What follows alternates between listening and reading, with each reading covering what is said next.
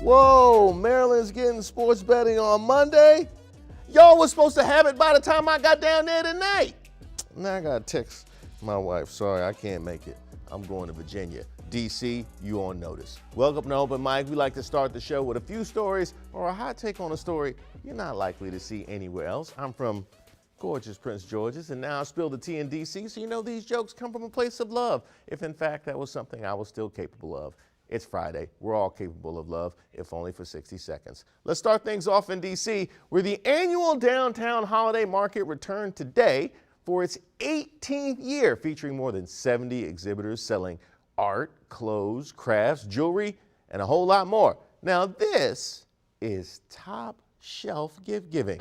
Buying something from one of these small businesses is gonna make you look thoughtful, even if you're not trying. Like, oh, this is the sweetest thing anybody's ever given me. So what does this mean? What are we? Be ready. You give the gift like that, be ready to answer that question or have on some track shoes or something. There are also local musicians and food at the market, so there's something for everyone, even people who hate Christmas shopping like me. Now I chose this next story because it's left thousands of people with bad blood and a blank space.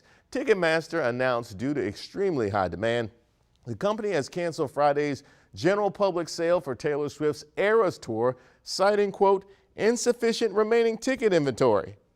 All right, so if you were hoping to buy tickets today for Taylor Swift's latest tour, unfortunately, you're out of luck. Ticketmaster has canceled the public sale because of extraordinarily high demand and an insufficient ticket inventory to meet that demand. You may remember earlier this week that fans crashed Ticketmaster's website during the pre-sale. Swift's tour is set to run from March through August of next year. Ticketmaster wasn't ready for the power of the Swifties. I tell you this, they better shake it off and get these people their tickets. If you thought overwhelming the servers was a flex, it turns out that was light work for Taylor Swift. The Department of Justice announced they're investigating Live Nation, the parent company of Ticketmaster, for possible antitrust violations. This investigation started before the Taylor Swift fiasco, but things were bad enough for the government to speak on it. This is their way of saying, we are already on it, please don't tear the country apart. Now, I saw firsthand how this affected people, multiple people right here in our WSA9 newsroom who couldn't get tickets for the tour. Being on TV clearly gives you 0 bonus points when it comes to Taylor Swift. I could parlay my TV clout into tickets for Bow Wow, but Taylor Swift apparently is too big of an ass. So to my colleagues, just know I will vouch for you and tell your kids that you tried your best to get tickets, even if you didn't at all, because I'm a team player. That's everybody except for the very sweet daughter of Eric Flack, who I know really wanted to go see Taylor Swift. I would like you to know he didn't try at all. He used this as an excuse and he waited to the last minute. Let's holler at the Federal Elections Commission for this next story, where nearly 500 people have filed with the Federal Election Commission to run for president ahead of Donald Trump's candidacy announcement, including names such as The Fiend, The Fresh Prince of Bel-Air, and Sexy Vegan. I need some thumbnails. Unfortunately, we can't show you the funniest candidate names because they are highly not safe for work, but I highly recommend you checking them out on your own time because some were so funny I thought about risking that FCC fine. Then my inner cheapskate reined me in. Now, some of these application forms were submitted as early as 2019, so this was a practical joke years in the making. You gotta love the commitment to the bit.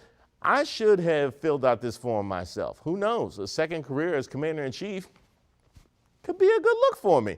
The only reason I'm not running is because the job ages you. I'm not trying to be on your TV looking like Morgan Freeman like 2 years from now.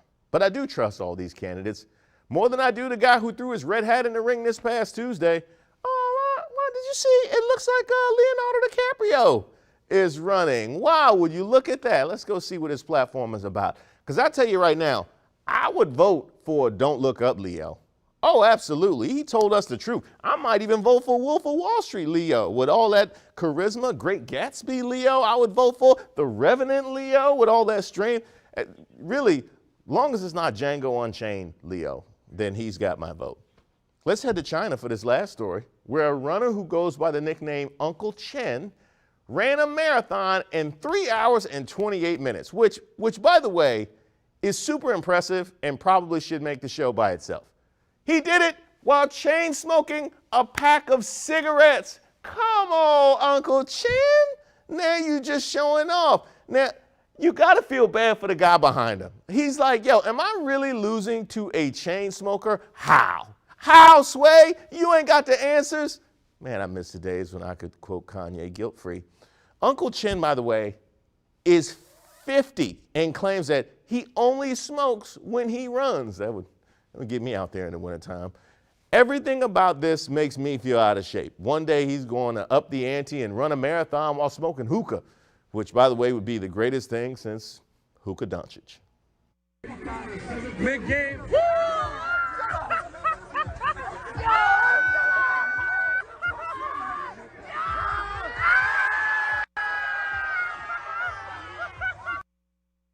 Oh, man, I love that video so much. And how corny was it that the opposing team took the ball right out of bounds to try and kick a fast break? Don't you know that was a moment right there? That was a whole paradigm shift you just saw. And why did nobody rush the court? These new kids don't know how to act. But Uncle Chen, I will tell you, you are a steel-lunged legend. And I salute you. My favorite story today, do you even need to ask? Uncle Chen for the win.